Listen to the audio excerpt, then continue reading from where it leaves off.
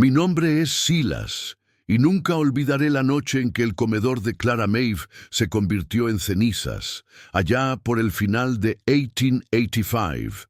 Fue la noche en que el hombre más callado de Redemption Creek, el herrero Elias Thorne, demostró que el coraje no necesita palabras.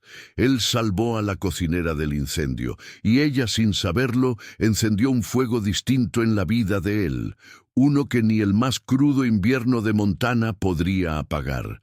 A veces, el destino tiene una forma extraña de enderezar las cosas, usando el fuego y el miedo para juntar a las almas que estaban destinadas a encontrarse.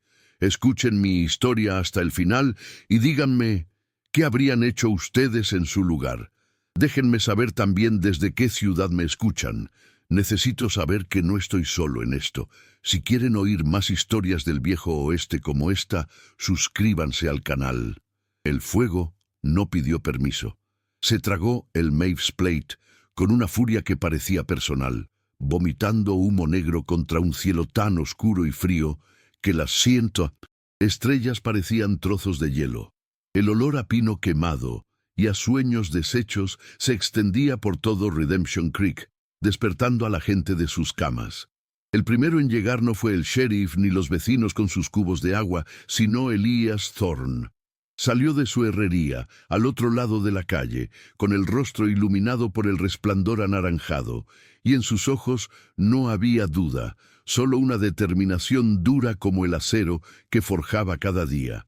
No gritó, no llamó a nadie, simplemente corrió hacia la puerta envuelta en llamas, un hombre solitario, moviéndose contra la destrucción, como si fuera una deuda que tenía que pagar, una que nadie más conocía. La puerta de madera se astilló bajo el impacto de su bota. Dentro, el mundo era un infierno de calor y confusión. El humo era tan denso que ahogaba el aire y convertía cada sombra en un monstruo. Elías encontró a Clara Maeve de rodillas, desorientada, con la tela de su vestido chamuscada en los bordes, llamando a su hijo, Samuel, con una voz rota por el pánico y el humo. Él no le dijo nada. La agarró del brazo con una firmeza que no admitía réplica, una fuerza que era a la vez salvaje y protectora. Con la otra mano encontró al pequeño que se había escondido debajo de una mesa y lo jaló hacia él. El primer contacto entre ellos no fue tierno, fue rudo, desesperado, un acto de pura supervivencia donde los cuerpos se aferraban por instinto, no por afecto. Cuando Elías emergió de nuevo a la noche helada, parecía una figura sacada de una vieja leyenda. Con el rostro cubierto de hollín y la camisa quemada, arrastraba a Clara, que tosía violentamente, aferrada a su brazo como si fuera la única ancla en un mundo que se deshacía. El pequeño Samuel caminaba pegado a su pierna, con la cara oculta en la tela de sus pantalones, temblando. Detrás de ellos, el techo del comedor colapsó en una lluvia de ascuas y chispas que iluminó la escena, recortando sus 3 siluetas contra la ruina total. Se quedaron allí, en medio de la calle principal, respirando el aire gélido, rodeados por el crepitar de las últimas vigas que se rendían al fuego. El silencio entre ellos era más pesado que cualquier palabra, lleno de todo lo que acababa de pasar y todo lo que ahora vendría. Los vecinos ya se habían reunido, formando un semicírculo a una distancia prudente. Sus rostros mostraban una mezcla de lástima y curiosidad morbosa. Las mujeres susurraban entre ellas, tapándose la boca con las manos, sus miradas yendo de la viuda desamparada al herrero solitario que nunca hablaba con nadie. ¿Qué haría ahora ella? ¿A dónde iría con su hijo, con el invierno a punto de desatar su furia? Elías sintió el peso de esas preguntas sobre sus hombros, una responsabilidad que no había pedido y que amenazaba la calculada soledad que había construido con tanto esmero. Para Clara, la gratitud se mezclaba con la amarga humillación de haberlo perdido todo, de estar de pie, a la vista de todos, dependiente de la fuerza de un hombre al que apenas conocía. El fuego se estaba apagando, pero el verdadero conflicto apenas comenzaba a arder. Para entender a un hombre como Elias Thorne, no basta con verlo de pie entre las cenizas de un negocio ajeno, con el hollín marcándole la cara como una máscara de guerra. Hay que ir más atrás, mucho más atrás. Hay que viajar a las llanuras polvorientas de Missouri, a un rancho que se secó bajo un sol que no perdonaba. Elías no nació callado. La vida le fue quitando las palabras una a una. Creció viendo a su padre luchar contra una tierra que se negaba a dar frutos, aprendiendo desde niño que el trabajo duro no siempre es suficiente.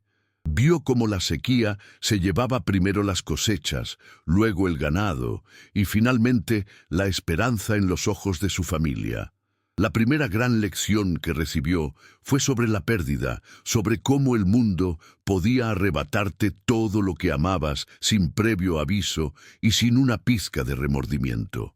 El viaje hacia el oeste no fue una aventura para él, sino una retirada forzosa.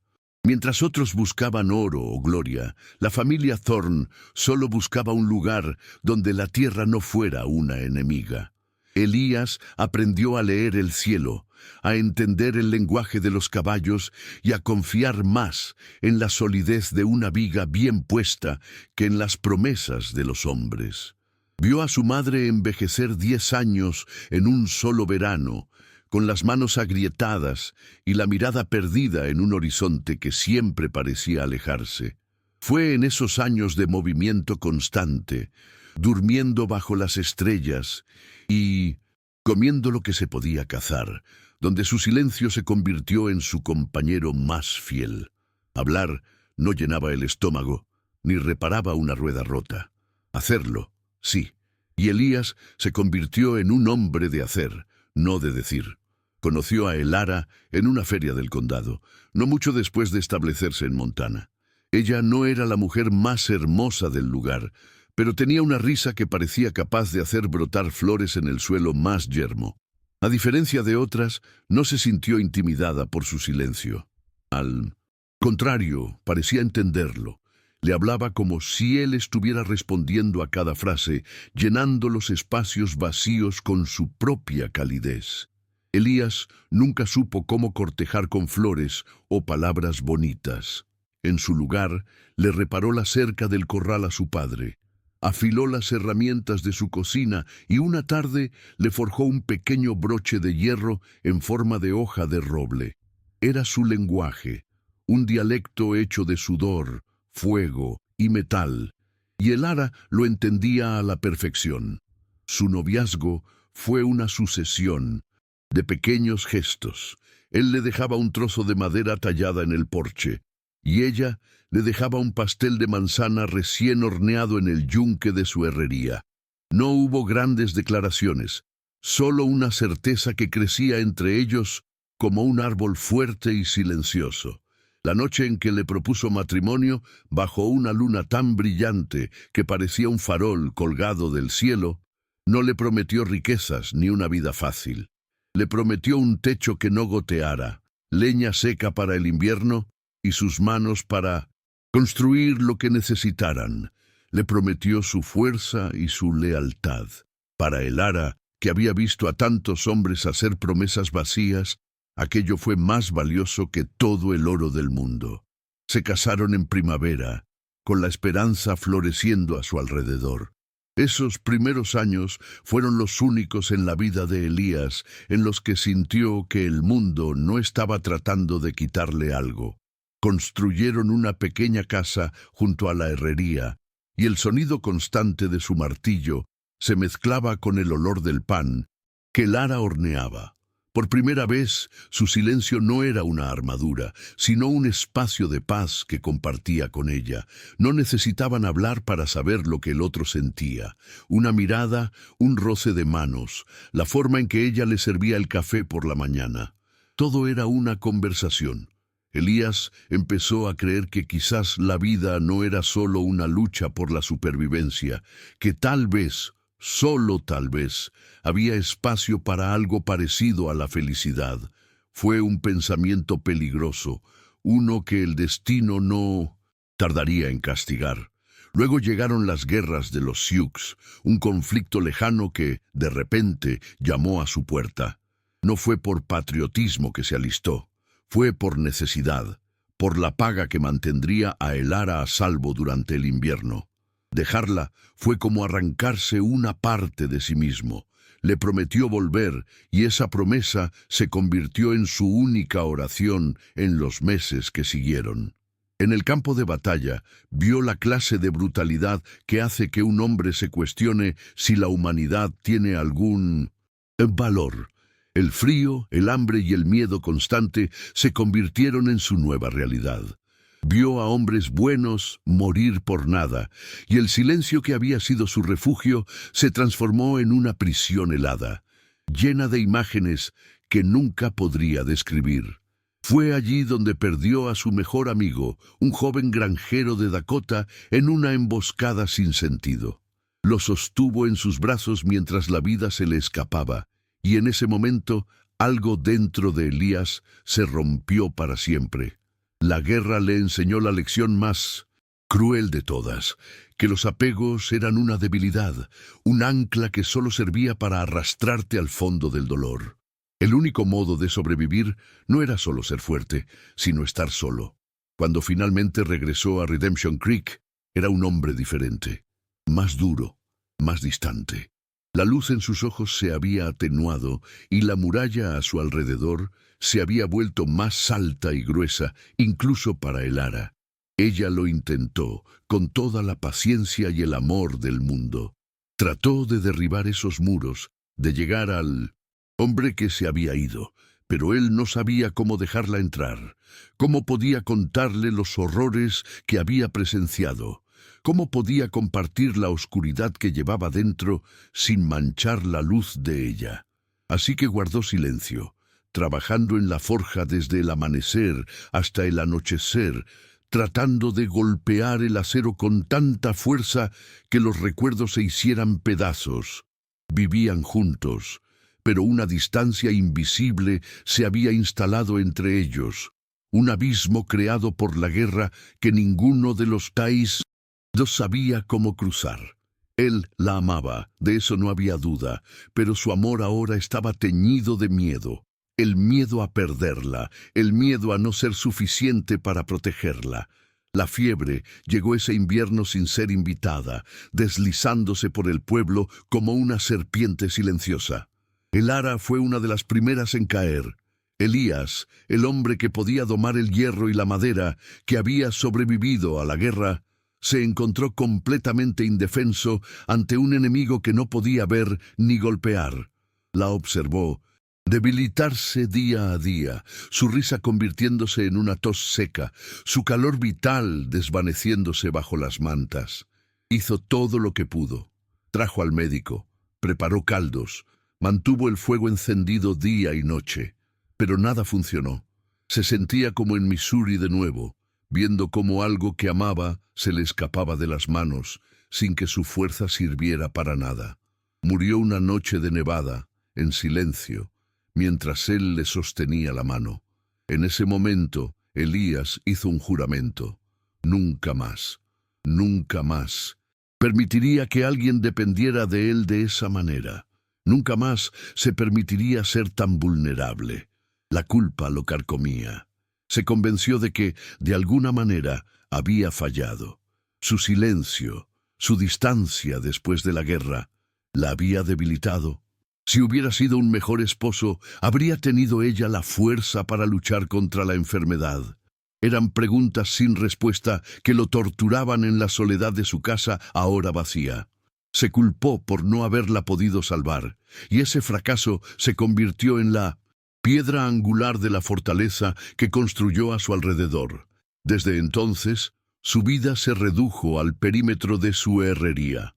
El fuego de la forja era su única compañía, el sonido del martillo su única conversación.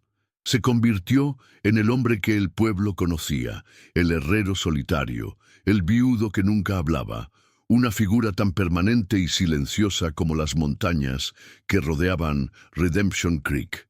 Guardaba una sola cosa de Elara en una pequeña caja de madera, un clavo de herradura torcido e imperfecto que había forjado para ella una vez, bromeando. Ella lo había guardado como un amuleto de la suerte. Para él, ahora era un recordatorio constante de su imperfección, de su fracaso, un símbolo de todo lo que había perdido y de la promesa que se había hecho a sí mismo. Los años pasaron, 5 en total, 5 años de soledad calculada, de una rutina diseñada para mantener a raya cualquier sentimiento. Cada día era igual al anterior: fuego, acero, sudor y silencio. Había logrado un equilibrio precario, una especie de paz desoladora. Había enterrado tan profundamente al hombre que había amado a Elara que a veces dudaba de que hubiera existido. Había aprendido a vivir con el eco de su ausencia, a no esperar nada más de la vida que el simple paso de los días. La gente del pueblo lo respetaba por su trabajo, pero nadie se atrevía a cruzar el umbral de su soledad. Y a él le parecía bien. Era más seguro así. Y entonces, esa noche, el fuego. No el fuego controlado de su forja, sino un fuego salvaje y destructivo. Y en medio de ese infierno, una mujer y un niño. Cuando Elías derribó esa puerta y agarró a Clara Maeve, algo se resquebrajó dentro de él. El peso de su cuerpo aferrándose al suyo, la forma en que el pequeño Samuel se escondió tras su pierna. Todo fue un eco demasiado vívido de un pasado que había jurado olvidar. No fue solo el calor de las llamas lo que sintió en su piel, fue el calor de la vida, de la vulnerabilidad, de la responsabilidad. Una responsabilidad que había jurado nunca más asumir. Al sacarlos de allí, al ver la gratitud y el terror mezclados en los ojos de Clara, sintió el mismo pánico impotente que había sentido mientras Elara se desvanecía. Era una sensación que creía haber matado y enterrado hacía 5 años. Pero allí estaba, viva y coleando, retorciéndose en su estómago.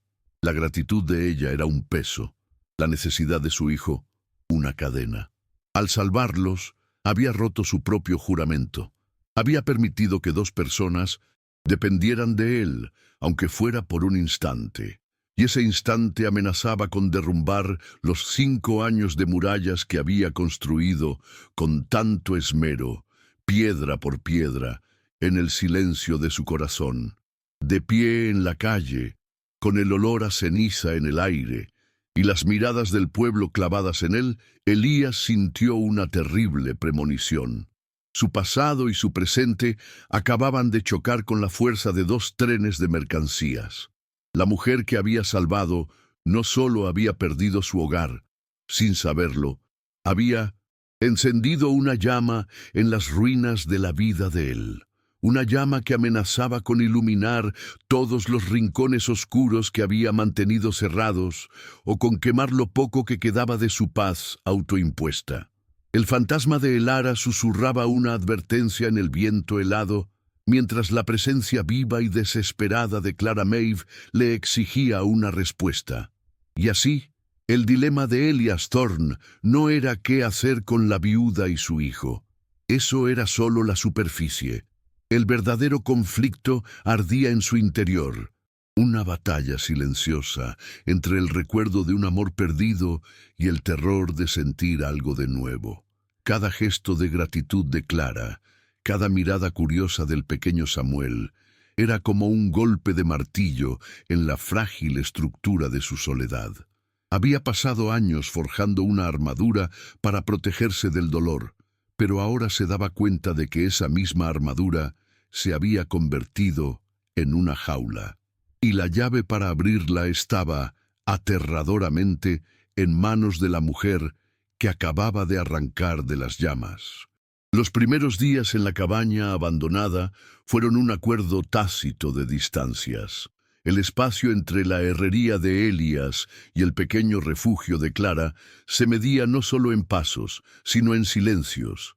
Ella le dejaba la cena en el porche de la forja, un plato caliente cubierto con un paño limpio, y se retiraba antes de que él saliera a recogerlo.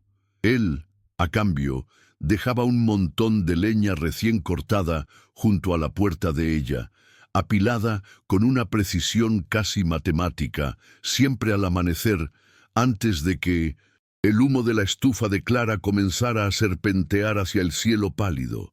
Eran intercambios de fantasmas, transacciones de supervivencia que evitaban el torpe terreno de la gratitud o la conversación. Cada uno respetaba el territorio del otro. Un pacto no escrito para mantener la paz en una tregua que ninguno de los dos había pedido, pero que ambos necesitaban desesperadamente para no desmoronarse. Clara se aferraba a su orgullo como un náufrago a un trozo de madera. Insistía en remendar las camisas de trabajo de Elías, sentándose junto a la pequeña ventana de la cabaña hasta que la luz se desvanecía, sus dedos moviéndose con una habilidad que hablaba de una vida de hacer que las cosas duraran. Para ella, cada puntada era una declaración. No era una carga, era útil. Elías, al recibir las camisas dobladas junto a su cena, notaba las costuras finas y uniformes. Sentía en ellas una especie de reproche silencioso, una dignidad que lo hacía sentir torpe y rudo. Una tarde encontró un par de sus guantes de trabajo, rígidos por el sudor y el calor, ahora flexibles y suaves. Ella los había tratado con aceite de bisón. Él se los puso y el cuero, ahora dócil, se sintió como una caricia extraña. Se quitó los guantes de inmediato, como si le quemaran, y los arrojó a un rincón de la herrería, incómodo con esa intimidad no solicitada. El invierno no esperó a que se acomodaran. Llegó con un viento del norte que aullaba como un lobo hambriento, arrancando las últimas hojas de los álamos y cubriendo el suelo con una escarcha que crujía bajo las botas. El frío los empujó aún más hacia adentro, tanto en sus refugios físicos como en los emocionales. La nieve comenzó a caer, primero en copos tímidos y luego en una cortina blanca y densa que borraba los bordes del mundo, aislando Redemption Creek de todo lo demás. Para Clara, la nieve era una jaula que la encerraba con sus miedos. Para Elías, era un viejo conocido, un aliado que reforzaba sus murallas y le daba una excusa para no aventurarse más allá del calor de su forja. El paisaje se volvió monocromático, un reflejo perfecto del estado de ánimo que se había instalado entre ellos, austero, silencioso y lleno de una belleza desoladora.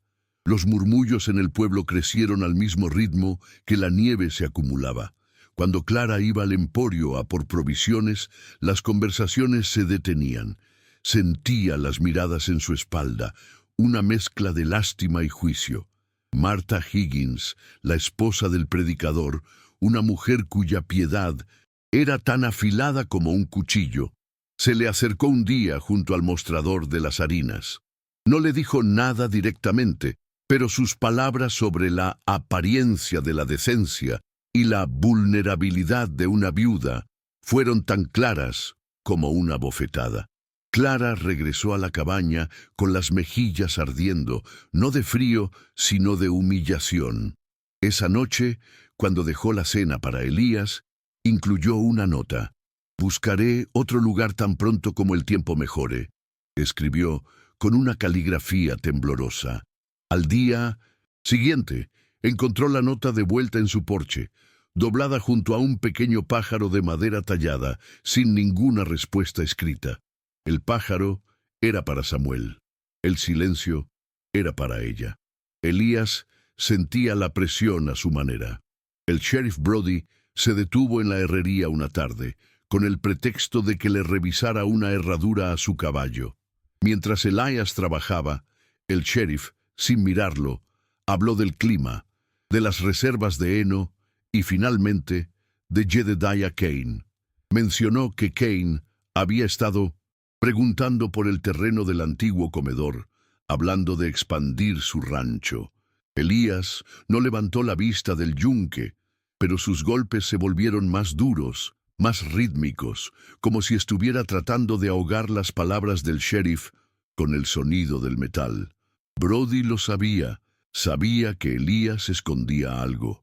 La ley a veces es lenta, Elías, pero es más segura que el tipo de justicia que un hombre imparte por su cuenta, dijo antes de irse. La advertencia quedó flotando en el aire cargado de humo de carbón, una verdad incómoda que Elías no estaba dispuesto a afrontar. El secreto lo consumía lentamente, como el óxido corroe el hierro. Cada vez que veía a Clara, sentía el peso de las palabras no dichas. Sabía que revelarle la verdad sobre Kane solo la asustaría más, la haría sentirse aún más desamparada. En su mente, protegerla significaba mantenerla en la ignorancia, mientras él encontraba una manera de lidiar con Kane. Pero esa protección era una mentira, una forma de control que le permitía mantener su distancia. Una noche, mientras observaba desde su ventana cómo la luz de la lámpara de Clara dibujaba una silueta solitaria, sintió un impulso de ir y contárselo todo. Abrió la puerta, sintió el golpe del viento helado en la cara y se detuvo.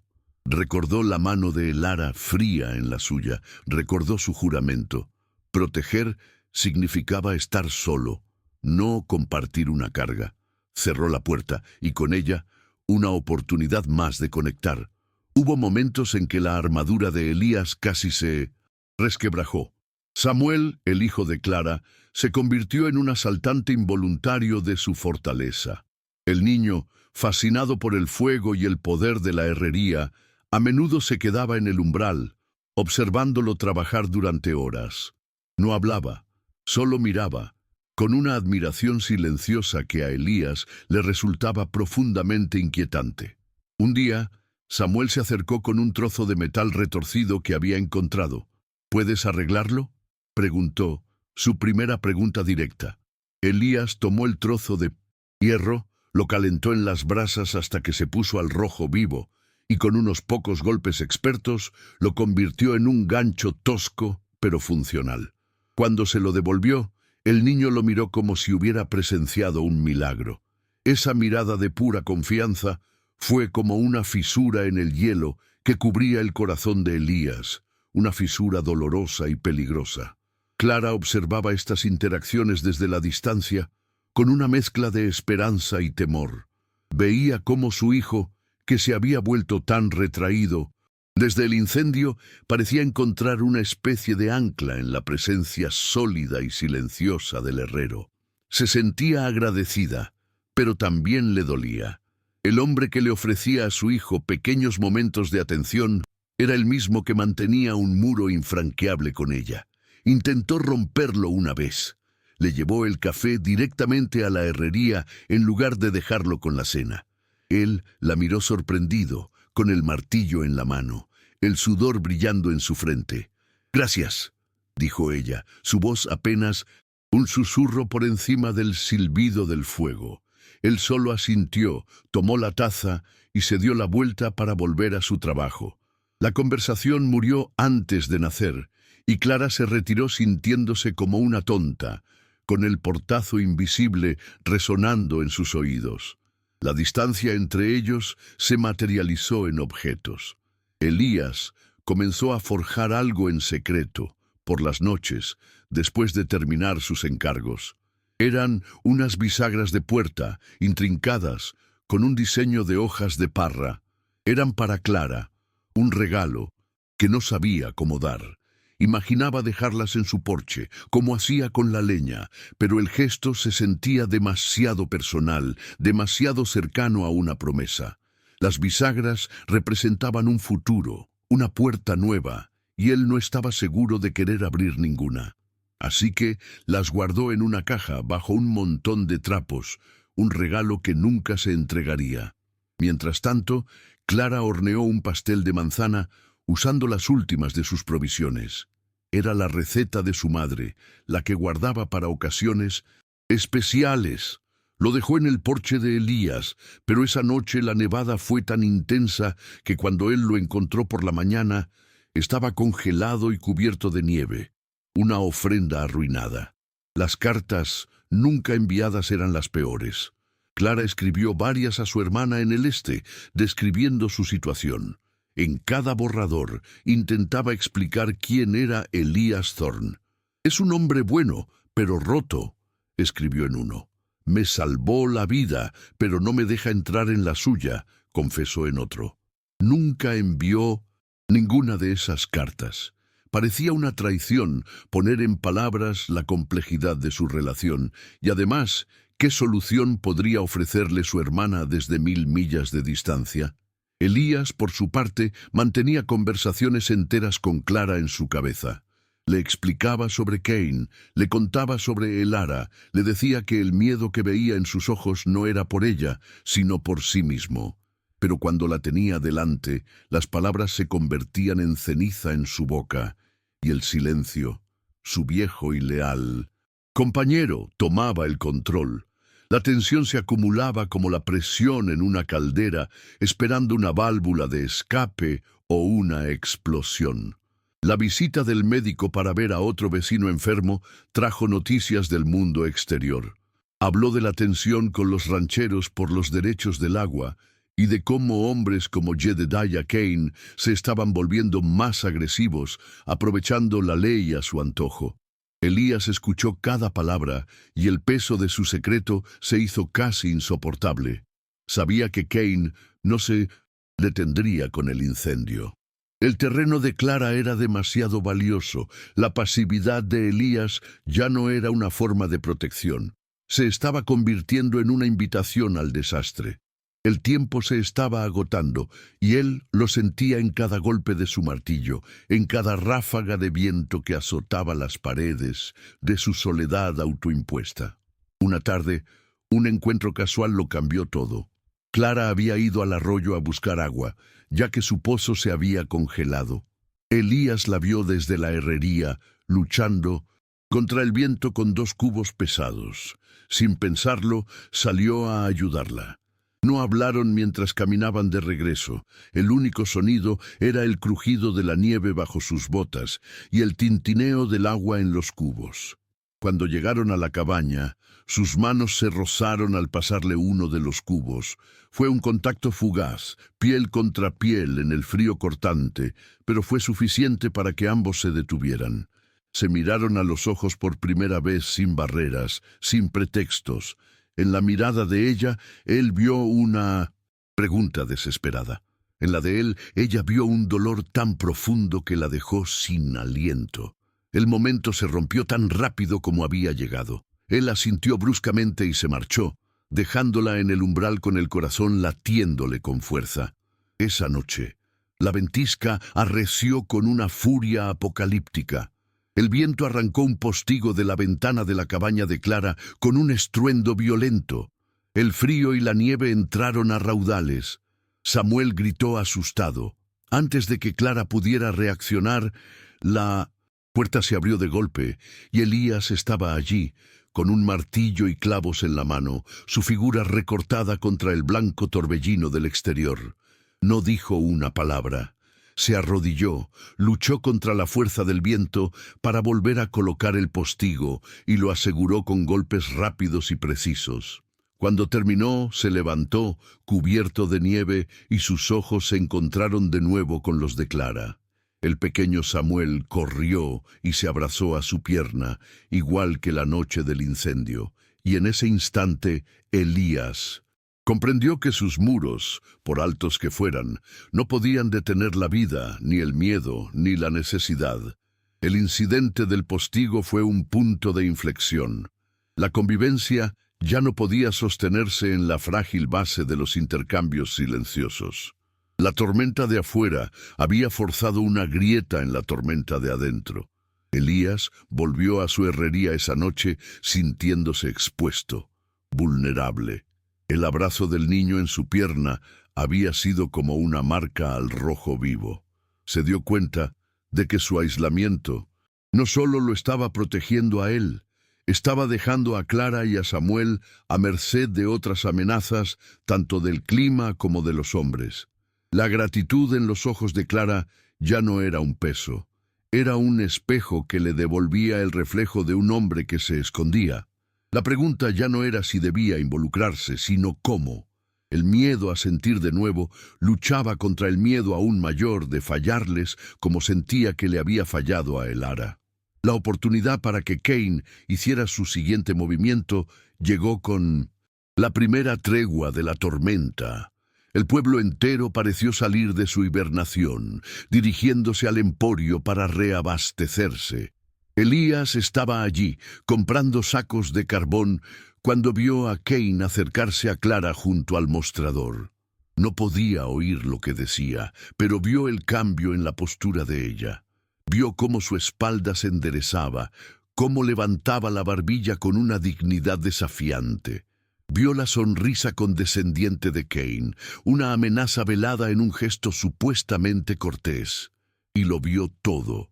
Desde la distancia, paralizado por su propia indecisión. Se sintió como un cobarde, escondido detrás de los sacos de grano, observando mientras la mujer que había jurado proteger en silencio era acosada a plena luz del día.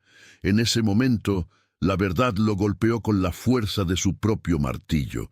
Su silencio no era protección, era egoísmo, era su forma de evitar el dolor, de mantener intacta la memoria sagrada y estéril de Elara.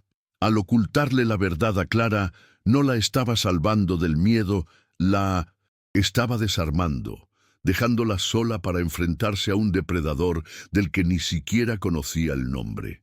Se dio cuenta de que la verdadera cobardía no era sentir miedo, sino dejar que ese miedo dictara sus acciones o su inacción. Protegerla de verdad no significaba actuar por ella en las sombras. Significaba estar a su lado, en la luz, y darle el arma más poderosa de todas, la verdad. La elección se volvió dolorosamente clara. Salió del emporio sin comprar nada, el corazón golpeándole contra las costillas. El aire helado le quemaba los pulmones, pero su mente estaba extrañamente lúcida. Ya no había espacio para la duda. El recuerdo de Elara y la presencia de Clara finalmente encontraron su lugar. No eran fuerzas opuestas, sino dos mitades de la misma lección. El amor implicaba riesgo. Proteger a alguien significaba ser vulnerable. Había pasado 5 años construyendo una fortaleza para no volver a perder a nadie, solo para darse cuenta de que, dentro de esos muros, ya lo había perdido todo. Empezando por sí mismo. Sabía lo que tenía que hacer. No sería fácil, requeriría más coraje que entrar en un edificio en llamas. Requeriría derribar, piedra por piedra, la fortaleza que había construido alrededor de su propio corazón. Su decisión no era sobre venganza ni sobre justicia, era sobre la dignidad, la de ella, que estaba siendo pisoteada, y la suya, que se había oxidado por el desuso. Vio a Clara salir del emporio, caminando deprisa, con la cabeza gacha. No la siguió. No. Era el momento. Primero, tenía que forjar su propia resolución, convertir su nueva certeza en algo tangible, algo que pudiera ofrecerle. Volvió a la herrería, pero no para trabajar el hierro. Se quedó de pie en medio del caos ordenado de su taller, el olor a metal y carbón llenando el aire. Por primera vez en 5 años, el silencio de la herrería no se sentía como paz, sino como un vacío. Un vacío que solo una verdad, por dura que fuera, podría empezar a llenar. El momento de la elección había llegado y con él el fin de su largo y solitario invierno. Esa noche, Elías no encendió la forja. El fuego que necesitaba avivar no era de carbón, sino de coraje. Se sentó en la oscuridad de su taller, el olor a metal frío y a ceniza vieja llenando el aire, y dejó que el peso de su decisión se asentara sobre él. Había vivido 5 años guiado por un juramento hecho a una tumba, un juramento de soledad para evitar el dolor de otra pérdida. Pero el miedo que vio en los ojos de Clara cuando Kane se le acercó en el emporio era un tipo de dolor diferente, uno que su silencio no estaba aliviando, sino permitiendo. Se dio cuenta de que su fortaleza no era una muralla para proteger a otros, sino una jaula para sí mismo. Y en esa jaula no podía defender a nadie.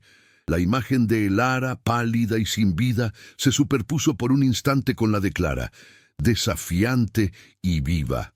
Y entendió. El verdadero homenaje a la mujer que había perdido no era cerrarse al mundo, sino usar la fuerza que ella le había enseñado a encontrar para proteger a los que aún vivían. No esperó al amanecer. La luna, casi llena, proyectaba una luz azulada sobre la nieve, convirtiendo el paisaje de Redemption Creek en un mundo de fantasmas y sombras. Se puso el abrigo pesado, pero no cogió ningún arma. La batalla que iba a librar no se ganaría con hierro, sino con la verdad, una herramienta que no había empuñado en años y que se sentía extraña y pesada en su alma. Caminó con paso firme, sin vacilar, sus botas abriendo un surco nuevo en la nieve virgen que cubría la calle principal. No se dirigió a la cabaña de Clara ni a la casa de Kane. Su destino era otro, un lugar que ambos conocían demasiado bien. Se dirigió directamente a las ruinas carbonizadas del Maves Plate, el esqueleto negro de una vida que se había quemado hasta los cimientos. Allí, en el epicentro del desastre, era donde la reconstrucción debía comenzar. Clara lo vio desde la pequeña ventana de su cabaña. Un escalofrío que no tenía nada que ver.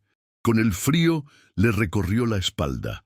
Ver a Elías moverse con esa determinación silenciosa en medio de la noche la llenó de un presagio inquietante. ¿Qué iba a hacer? ¿Iba a buscar a Kane? El pánico la atenazó. No quería más violencia. No quería que el hombre que la había salvado se convirtiera en un mártir por su causa. Se envolvió en un chal y, sin pensarlo dos veces, salió tras él.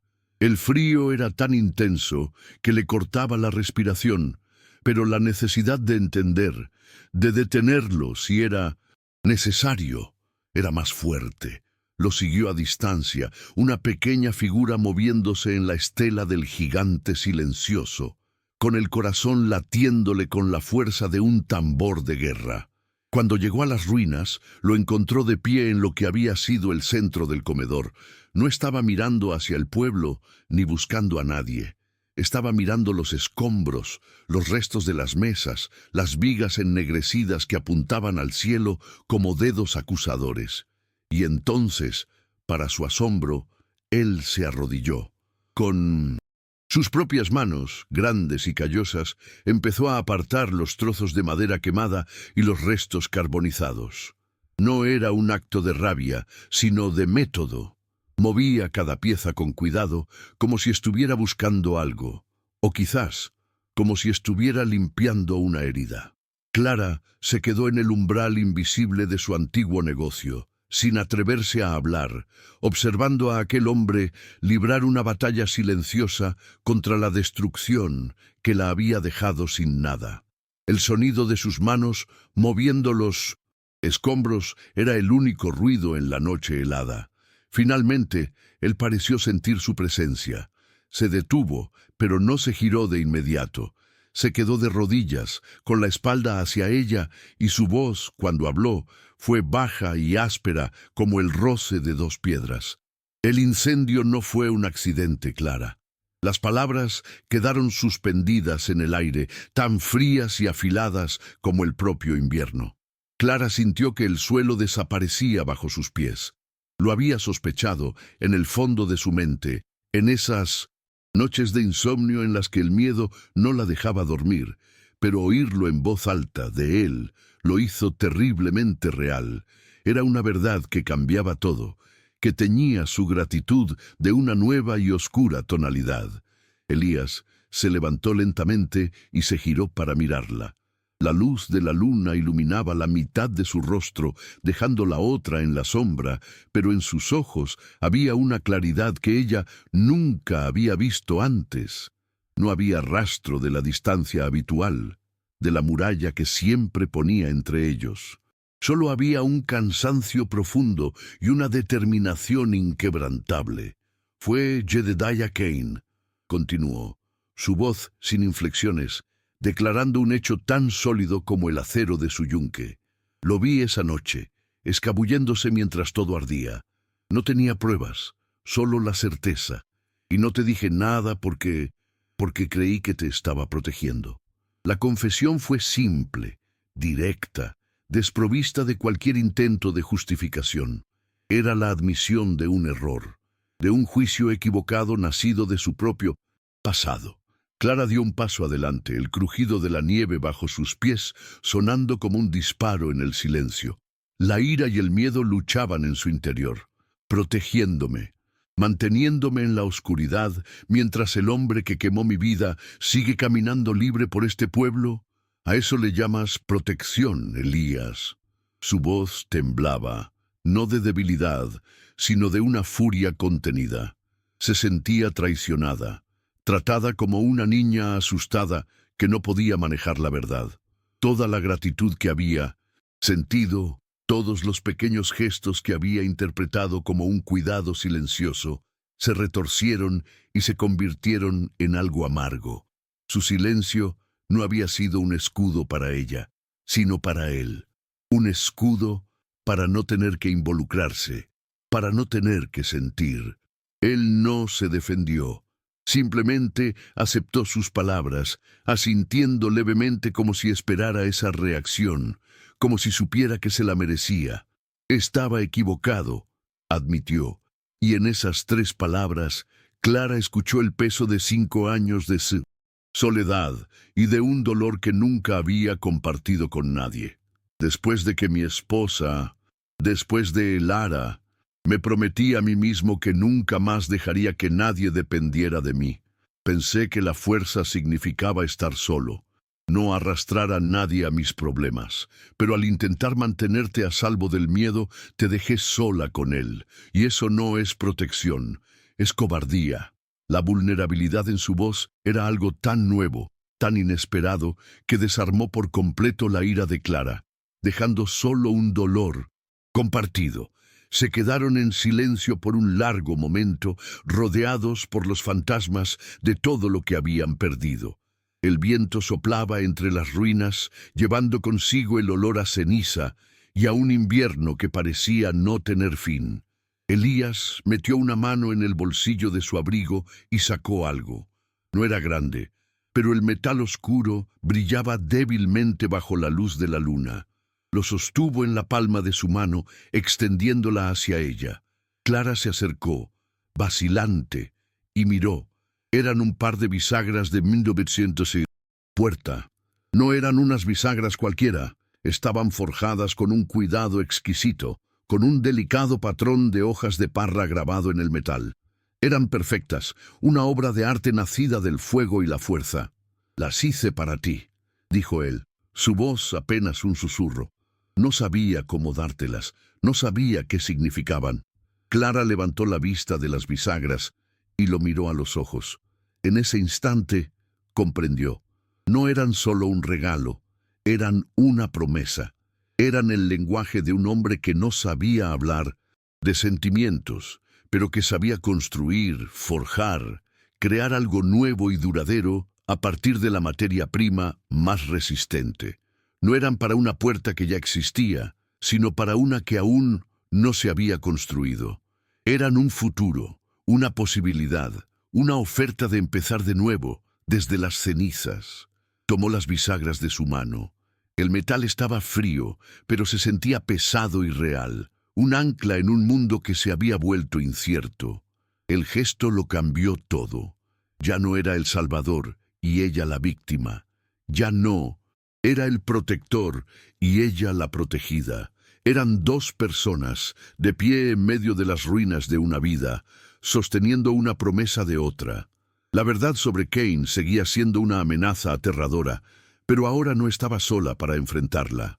El silencio entre ellos ya no era un abismo, sino un espacio compartido, lleno de una nueva y frágil comprensión. Algunas cosas no se pueden arreglar, dijo Elías, rompiendo el silencio, su voz más firme ahora. Solo se pueden forjar de nuevo.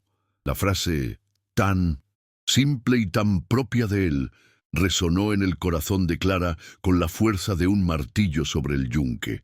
Era una verdad que se aplicaba no solo a un comedor quemado, sino a las vidas rotas. Miró las bisagras en su mano y luego lo miró a él, al hombre que había pasado de ser un extraño a un salvador y ahora a algo completamente diferente. Un compañero, alguien que, por fin, estaba dispuesto a derribar sus propios muros para ayudarla a construir los suyos. La revelación de la verdad sobre Cain fue la primera parte del regalo.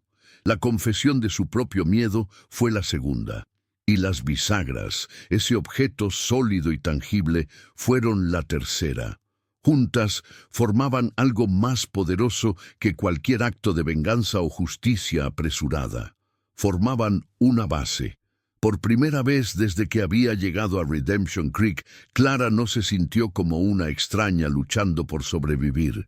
Se sintió como si, quizás, solo quizás, hubiera encontrado un lugar al que empezar a llamar hogar, aunque ese lugar fuera, por el momento, solo un montón de cenizas y una promesa de metal en la palma de su mano. El sheriff Brody, que había estado observando desde la distancia, oculto en la sombra de la tienda del herrador, decidió que no era necesario intervenir. Vio a Clara tomar las bisagras y vio la forma en que ella y Elías se miraron. Entendió que lo que estaba sucediendo allí no era el preludio de una venganza, sino el comienzo de una alianza. Una justicia diferente, más lenta y más fuerte, estaba empezando a forjarse en esa noche helada. Sonrió levemente para sus adentros y se retiró en silencio, dejando que el alba encontrara a dos almas solitarias que juntas habían decidido que ya no querían estarlo. La decisión estaba tomada, no con un grito de guerra, sino con la silenciosa aceptación de un regalo. Elías no le había ofrecido una solución fácil. No le había prometido que se encargaría de Cain. Le había ofrecido algo mucho más valioso, la verdad y las herramientas para reconstruir. Le había devuelto el poder que el fuego y el miedo le habían arrebatado. Ahora la pregunta ya no era qué haría él por ella, sino qué harían ellos, juntos. La elección de Elías de romper su juramento y compartir su vulnerabilidad había creado un cambio irreversible, un punto de no retorno. De pie entre los escombros, con el primer resplandor pálido del amanecer tiñendo el horizonte de gris, Clara sintió que el peso que había llevado sola durante tanto tiempo se aligeraba. No había desaparecido, pero ahora estaba compartido. Miró a Elías y por primera vez vio más allá del héroe silencioso o del viudo atormentado. Vio a un hombre tan roto y tan resiliente como ella misma que le ofrecía la única cosa que realmente importaba, una oportunidad de luchar. Y al aceptar esas bisagras, ella le había ofrecido lo mismo a él, la oportunidad de dejar de luchar solo contra los fantasmas de su pasado. El invierno aún no había terminado, pero por primera vez parecía haber una promesa de primavera en el aire. La luz del alba no trajo consigo una solución mágica, solo la cruda realidad de un día de invierno y un montón de ruinas. Pero algo había cambiado. Elías no regresó a la soledad de su herrería. En su lugar, volvió con una carretilla y 2 pares de guantes de trabajo gruesos. Le ofreció uno a Clara sin decir palabra. Ella los tomó y juntos, bajo la mirada pálida del sol de la mañana, comenzaron la tarea imposible. No hablaron de Cain, ni del futuro, ni del miedo que todavía se aferraba a los bordes de la luz.